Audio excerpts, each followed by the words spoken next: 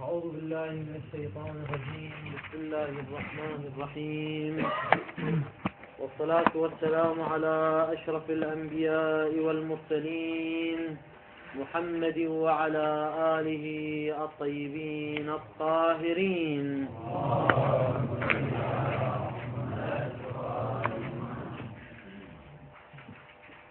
الأمر الخامس تبعية الدلالة للإرادة، وهو مما يتعلق بالوضع والاستعمال أيضا. وفي هذا الأمر نتساءل: هل الألفاظ موضوعة لذوات معانيها بنفسها وذاتها بما هي أو لا؟ الألفاظ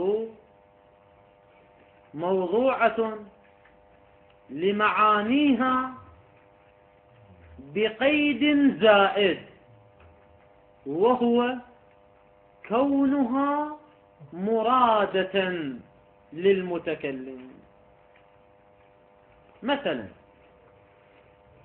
كلمة الإنسان موضوعة للحيوان الناطق، فهل كلمة الإنسان موضوعة لذات الحيوان الناطق، ذات هذا المعنى بدون أي قيد زائد، أو لا؟ كلمة الإنسان موضوعة للحيوان الناطق بشرط كونه مرادا للمتكلم، فتكون كلمة إنسان موضوعة للحيوان الناطق المراد، أو لا؟ كلمة الإنسان موضوعة لذات الحيوان الناطق دون أن نشترط الإرادة. هذا هو ما نبحثه في هذا الأمر. وقبل الإجابة عن هذا السؤال نذكر مقدمتين. المقدمة الأولى: المقصود من الإرادة هنا التي نتساءل عنها هي إرادة اللافظين والمستعملين والمتكلمين. فمن يرى دخالة الإرادة في المعنى الموضوع له اللفظ، قصده أن الواضع منذ اليوم الأول حينما وضع الألفاظ لمعانيها لاحظ الواضع لاحظ إرادة المستعملين وإرادة المتكلمين للمعاني، وأدخلها كقيد أو شرط في المعنى الموضوع له اللفظ. فيقول الواضع: وضعت كلمة إنسان للحيوان الناطق المراد من قبل من؟ من قبل المتكلم والمستعمل. يعني المتكلم والمستعمل يريد معنى الحيوان الناطق فيستعمل كلمة الإنسان في الحيوان الناطق. هاي المقدمة الأولى. إذن المقدمة الأولى: الإرادة التي نبحث عن دخالتها وعدم دخالتها هي إرادة اللافظين والمتكلمين والمستعملين، وليس إرادة الواضع. لا علاقة لنا بإرادة الواضع. المقدمة الثانية: كلمة الإرادة حالها كحال الكلمات الأخرى غير الإرادة، لها معنيان: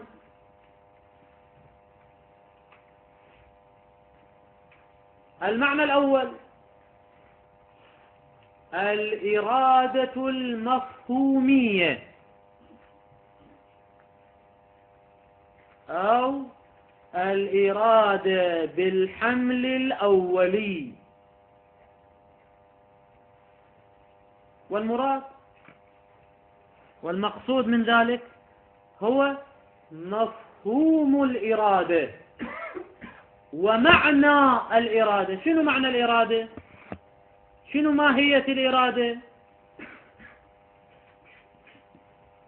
وهذا ما بحث في كتب اللغة، فقالوا مثلا الإرادة بمعنى التصميم والعزم والجزم،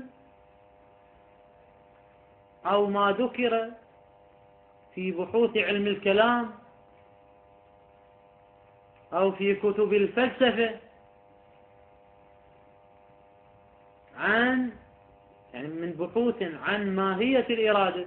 ما هي ماهية الإرادة ببركة البحث عن الإرادة الإلهية؟ فلكي يعرفوا الإرادة الإلهية بحثوا ما هو المراد والمقصود من الإرادة، ما هي ماهية الإرادة، ما هي حقيقة الإرادة. وهي عبر عنها الإرادة المفهومية أو الإرادة بالحمل الأولي. هذا المعنى الأول. فالمعنى الأول للإرادة هي الإرادة المفهومية، أي البحث عن مفهوم الإرادة. المعنى الثاني الإرادة المصداقية أو الإرادة بالحمل الشائع. فننظر إلى مصاديق الإرادة. زيد أراد أن يشرب الماء، وبعد أن أراد الماء قام وشرب الماء. عمرو أراد طلب العلم فبدأ بطلب العلم. بكر أراد الذهاب إلى السوق. هذه كلها إرادات شنو؟ مصاديق. زيد أراد شرب الماء، عمرو أراد الدرس، بكر أراد الذهاب إلى السوق، وهكذا. هذه الإرادات التي هي مفهوم أم مصاديق؟ هذه مصاديق. وهذه المصاديق تمتاز بكونها كلية أم جزئية؟ جزئية. كل إرادة من الإرادات هي شنو؟ جزئية. وثانيا هي خارجية.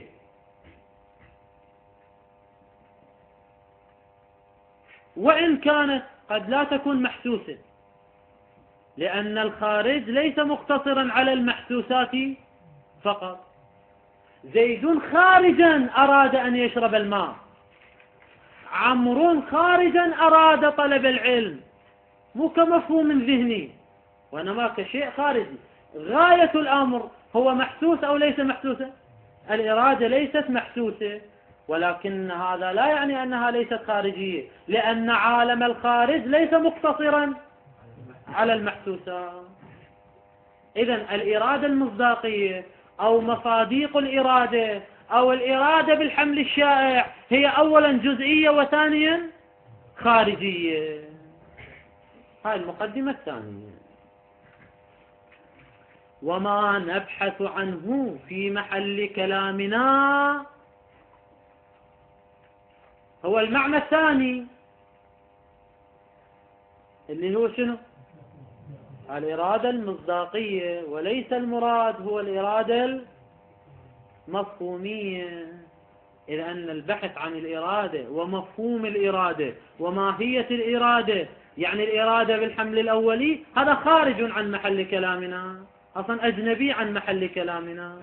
إنما كلامنا أن كلمة إنسان موضوعة للحيوان الناطق بشرط كونه مرادا أو لا بشرط كونه مرادا. يعني شنو كونه مرادا؟ بإرادة خارجية جزئية من قبل المستعمل والمتكلم. فكلامنا عن مصادق الإرادة لا عن مفهوم الإرادة. إذا اتضحت هاتان المقدمتان نقول: يقول المصنف قدس سره: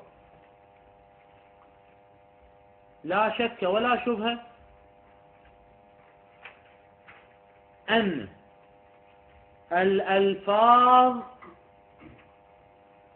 موضوعة لذوات معانيها، يعني اللفظ موضوع للمعنى بما هو، ولا يشترط فيه شنو؟ أن يكون المعنى مرادا للمتكلم. فالإرادة ليست دخيلة في المعنى الموضوع له اللفظ، بل المعنى الموضوع له اللفظ هو المعنى بما هو، وليس المعنى بشرط الإرادة. هذا ما اختاره المصنف قدس سره. وهناك قول آخر في قبال ما اختاره المصنف، ذهب إليه بعض العلماء من المتقدمين واختاره السيد الخوئي قدس سره، وهو أن الألفاظ موضوعة لمعانيها بشرط شنو؟ كونها مرادة للافظيها، يعني كون المعنى مرادا للمتكلم. إذن عندنا قولان في المسألة. القول الأول: الألفاظ موضوعة علما لذات المعنى بدون اشتراط ودخالة الإرادة، وهذا ما اختاره المصنف. القول الثاني: أن الألفاظ علما موضوعة للمعاني بما هي مرادة للمتكلم، على نحو تكون الإرادة جزء المعنى الموضوع له أو شرطا للموضوع له، وهذا ما اختاره جملة من العلماء منهم السيد الخوئي قدس سره. أي الرأيين هو الصحيح؟ يقول الآخون قدس سره أن الرأي الصحيح هو الأول، ويذكر جملة من الأدلة على ذلك. الدليل الأول: تقدم في بحث المعاني الحرفية أننا قلنا في بحث المعاني الحرفية إن كيفية اللحاظ سواء كان لحاظا آليا أو كان لحاظا استقلاليا، اللحاظ كيفما كان ليس دخيلا في المعنى الموضوع له اللافظ أو المعنى المستعمل فيه. فلا اللحاظ الآلي دخيل في المعنى الحرفي، ولا اللحاظ الاستقلالي دخيل في المعنى الاسمي. لماذا؟ إذا تتذكرون قلنا وإلا لو كان اللحاظ دخيلا في المعنى للزم اجتماع لحاظين على ملحوظ واحد، وهو مستحيل كما بينا ذلك في مكانه فلا نعيد. إذن ما تقدم سابقا أن اللحاظ ليس دخيلا في المعنى الموضوع له ولا المعنى المستعمل فيه. والإرادة، يا إرادة المتكلم للمعنى لحاظ أو ليست لحاظا؟ الإرادة إرادة المتكلم للمعنى يعني لحاظه للمعنى. فالإرادة إرادة المتكلم للمعنى هي نوع لحاظ للمعنى. فلو كانت الإرادة دخيلة في المعنى للزم أن يكون شنو؟ اللحاظ دخيلا في المعنى. الإرادة قلنا شنو هي؟ نوع من اللحاظ. فإذا كانت الإرادة دخيلة في المعنى والإرادة هي نوع من اللحاظ يلزم أن يكون إذن اللحاظ دخيلا في المعنى. وهذا ما أثبتنا بطلانه في بحث المعاني الحرفية، حيث قلنا أن اللحاظ ليس دخيلا في المعنى. والنتيجة الإرادة ليست دخيلة في المعنى. هذا هو الدليل الأول. هذا واضح إن شاء الله. خلينا نقرأ هذا المقدار ثم نأتي إلى الدليل الثاني.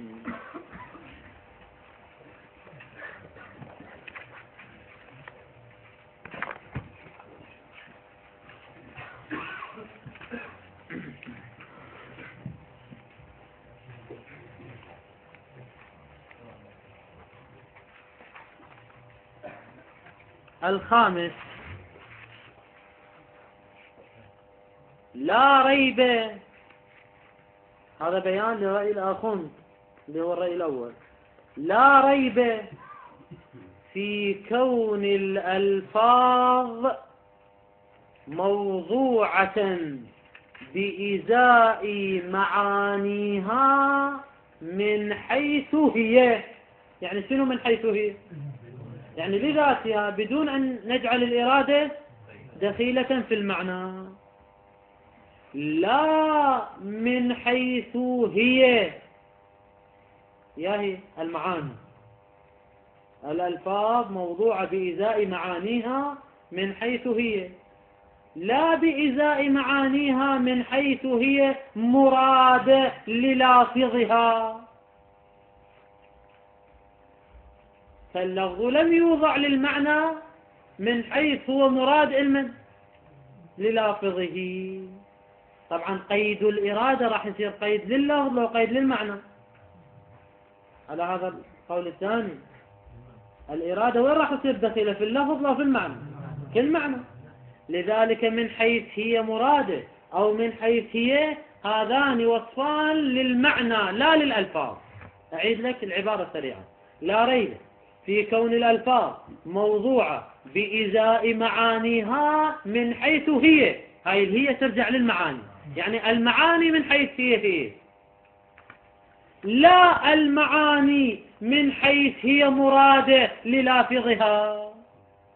يعني بقيد الإرادة على نحو تكون الإرادة جزء المعنى أو شرط للمعنى. لا، الأمر ليس كذلك.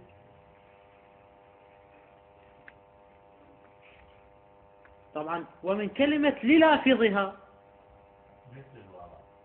نفهم أنه شنو؟ الكلام عن يا إرادة. الإرادة بالنسبة إلى اللافظين والمستعملين، وليست الإرادة لا مو الإرادة المقدمة الثانية. ليست إرادة الواضع وإنما إرادة اللافظ والمستعمل. وهكذا نفهم إذا أضيفت الإرادة إلى اللافظ إذن هي يا إرادة المصداقية الجزئية الخارجية. إذن ما هو الدليل على ذلك؟ الدليل الأول لما عرفته، هذا دليل على أي شيء؟ على أن الألفاظ موضوعة لمعانيها بما هي، يعني لذات المعنى لا بقيد الإرادة. لما عرفته بما لا مزيد عليه. وين عرفنا؟ في بحث المعاني الحرفية.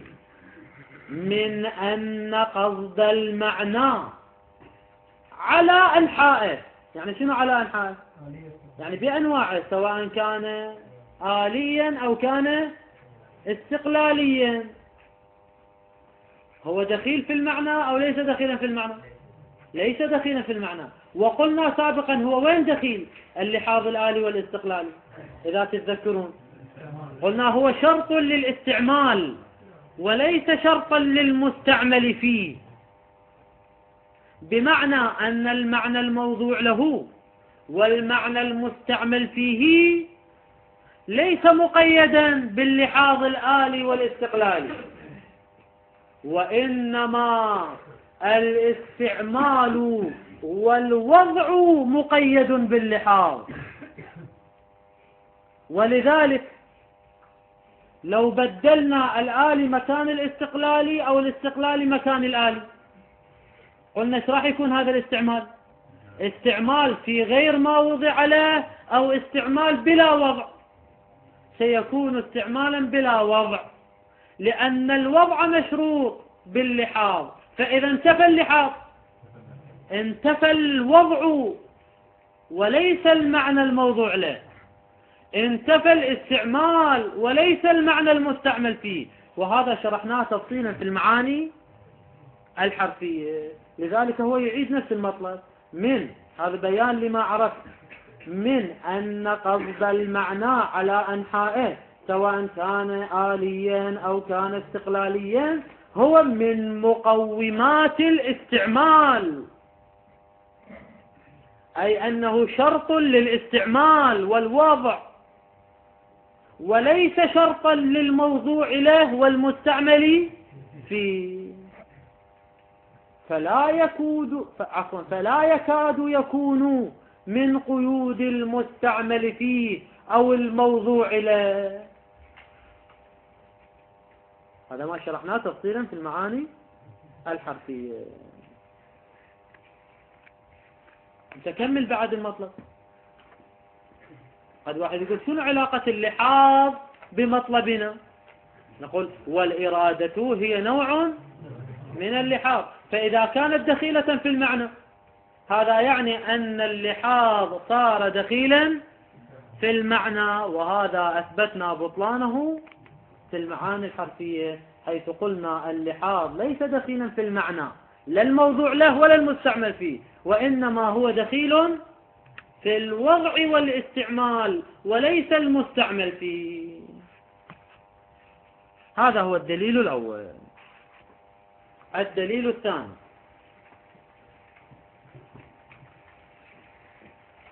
لا ريب ولا شبهة في صحة الحمل والإسناد في المنطق واللغة، فنقول زيد قائم،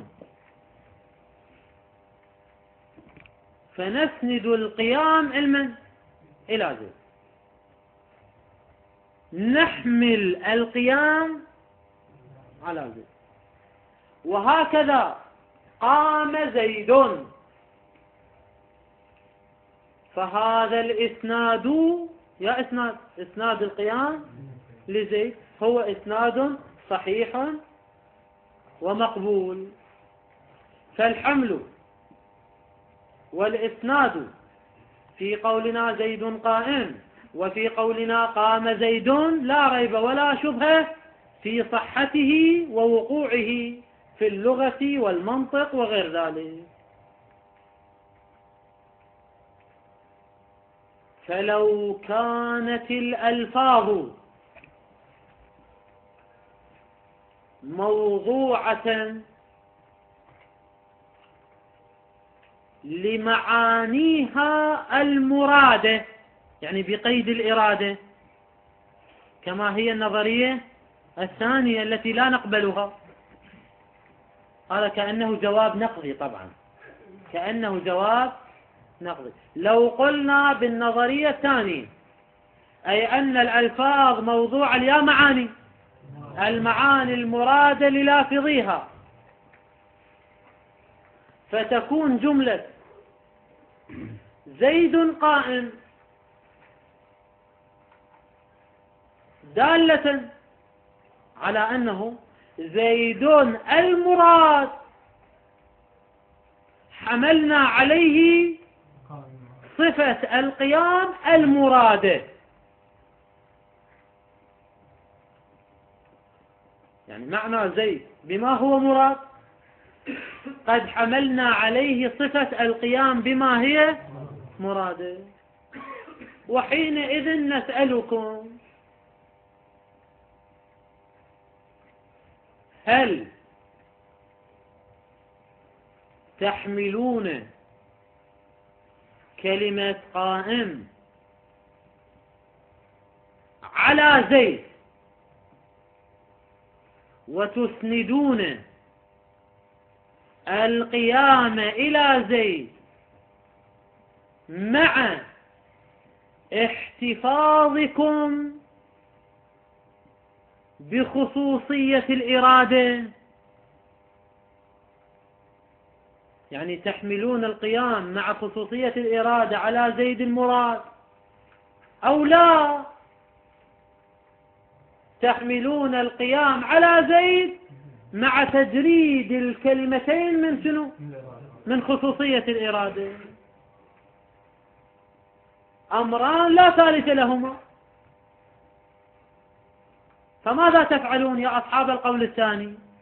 هل تقومون بالحمل والإسناد مع الحفاظ على خصوصية الإرادة، أو تقومون بالحمل والإسناد مع شنو؟ مع تجريدهما عن خصوصية الإرادة؟ فإن اخترتم الأول، اللي هو شنو الأول؟ الحمل مع خصوصية الإرادة مع الحفاظ على خصوصية الإرادة، لزم عدم صدق هذه القضية على الخارج،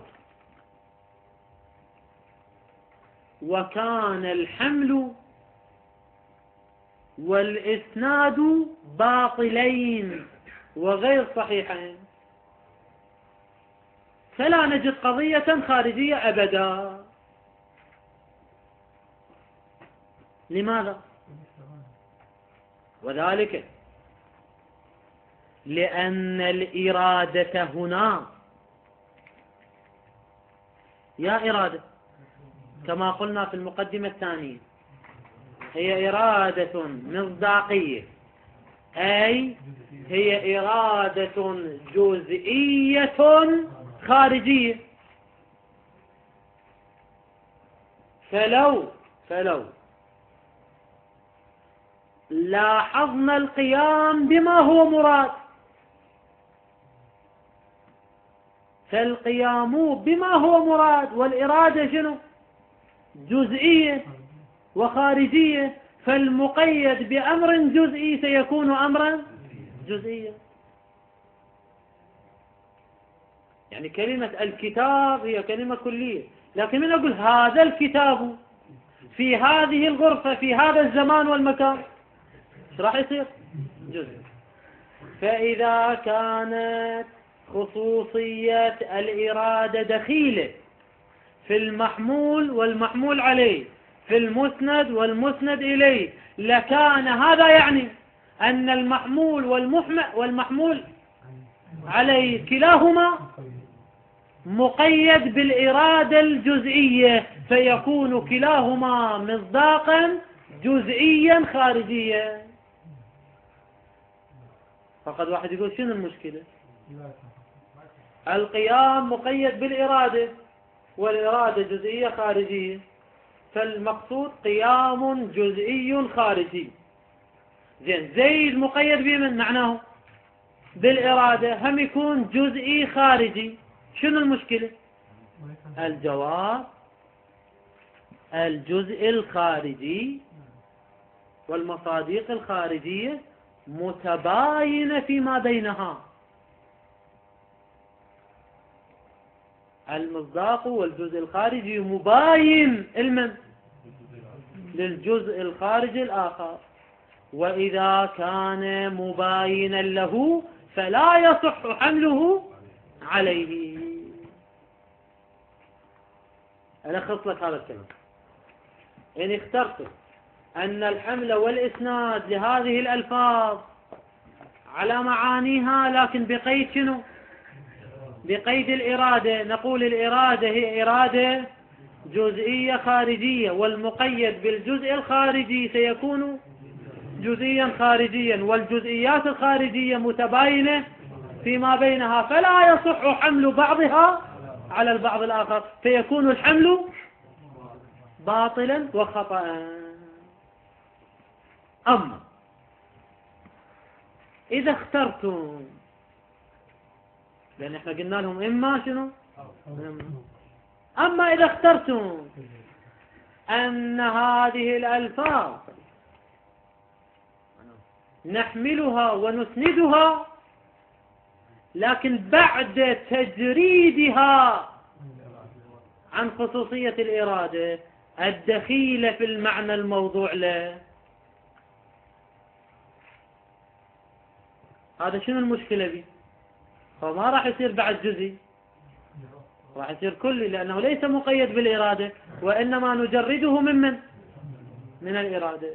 ولكننا نقع في مشكلة أخرى، وهي أنه يلزم أن يكون الحمل والإسناد مجازيا دائما. أصلا ما عندنا بعد شنو؟ إسناد وحمل حقيقي، كله سيكون مجازي. لماذا سيكون مجازي؟ لأننا استعملنا الألفاظ في المعاني بعد تجريدها من الإرادة، مع أن هذه الألفاظ كما تقولون يا أصحاب النظرية الثانية هي موضوع علم، موضوع للمعاني المرادة، فالإرادة دخيلة في المعنى الموضوع له اللفظ، فإذا جردناها من الإرادة سيكون استعمال اللفظ في غير ما وضع له، لأن اللفظ وضع للمعنى المراد، ونحن استعملناه في معنى مجرد عن الإرادة. إذن هو استعمال لللفظ في غير ما وضع له، فهو استعمال مجازي. إذن خلنا نلخص لك الدليل الثاني. حينما نقول زيد قائم أو قام زيد، يعني في الحمل والإسناد، هل نلحظ المعاني مع خصوصية الإرادة، أو نلحظ المعاني مع تجريدها من خصوصية الإرادة؟ إن قلتم نلحظ المعاني مع خصوصية الإرادة، للزم أن تكون المعاني جزئية، ولا يمكن حمل الجزء على الجزء. وإن قلتم نجردها من خصوصية الإرادة، مع كون الإرادة دخيلة في المعنى الموضوع له اللفظ، يلزم أن يكون الحمل والإسناد مجازيا، ولا نجد حملا ولا إسنادا حقيقيا، وكلاهما لا يمكن الالتزام به، لأنه يوجد لدينا في الخارج حمل حقيقي وصحيح. إذن القول بدخالة الإرادة ليس صحيحا. قال هذا مضافا، هذا الدليل الثاني، هذا مضافا إلى ضرورة صحة الحمل والإسناد في الجمل. يعني شو يريد يقول؟ يريد يقول هذا مضاف إلى أن صحة الحمل والإسناد في الجمل أمر ضروري ثابت بالضرورة بالوجدان، الجمل حينما نقول زيد قائم هي جملة صحيحة، ولو قلنا بالنظرية الثانية للزم أن تكون هذه الجمل ليست صحيحة أو مجازية. هذا مضاف إلى ضرورة صحة الحمل والإسناد في الجمل بلا تصرف في ألفاظ الأطراف. يعني شنو بلا تصرف؟ يعني حتى لو ما جردناها عن الإرادة، يعني لو تنازلنا واخترنا الشق الأول فالحمل والإسناد صحيح، بينما لو قلنا بالنظرية الثانية سيكون الحمل والإسناد ليس صحيحا. مع أنه ويكمل مع أنه لو كانت موضوعة، يعني الألفاظ والجمل لو كانت موضوعة لها علما لها يعني لمعانيها بما هي مراده لما صح، يا هو اللي صح، لما صح الحمل والإسناد بدونه، يعني بدون التصرف، يعني بدون أن نتصرف ونحذف الإرادة. يعني بعبارة أخرى الشق الأول، يعني يا أصحاب النظرية الثانية إن اخترتم جملة زيد قائم بدون التصرف في المعاني، يعني نحافظ عليها بما هي فهذا الحمل صحيح أم باطل؟ يلزم أن يكون الحمل باطلا بلا تصرف، بناء على النظرية الثانية أن الحمل بلا تصرف باطل، بينما نحن نشعر بالوجدان أن الحمل بلا تصرف صحيح. هذا يكشف عن أن الإرادة ليست دخيلة في المعنى. يقول مع أنه لو كانت موضوعة للمعاني بما هي مراده لما صح الحمل والإسناد بدونه، يعني بدون التصرف، بداهة أن المحمول على زيد في زيد قائم والمسند إليه في ضرب زيد مثلا هو نفس القيام والضرب لا بما هما مرادان، وإلا لو كان بما هما مرادان مع الحفاظ على الإرادة لكان الحمل والإسناد باطلا. يعني سوى قياس استثنائي، لو كانت الإرادة دخيلة في المعنى لكان الحمل والإسناد باطلا، وبما أن الحمل والإسناد صحيح بالضرورة فالإرادة ليست دخيلة في المعنى لا بما هما مرادان. هذا هو الدليل الثاني. بعد أنت كمل الشق الثاني اللي ما ذكر إليه، اللي هو شنو الشق الثاني؟ أما إذا اخترنا التجريد فيلزم بناء على النظرية الثانية أن يكون الحمل دائما هو حمل مجازي، وهذا ما لا نلتزم به لأننا بالبداهة نشعر بالصحة وبكونه حقيقيا. الدليل الثالث يأتي، والحمد لله رب العالمين، وصلى الله على محمد وآله الطاهرين.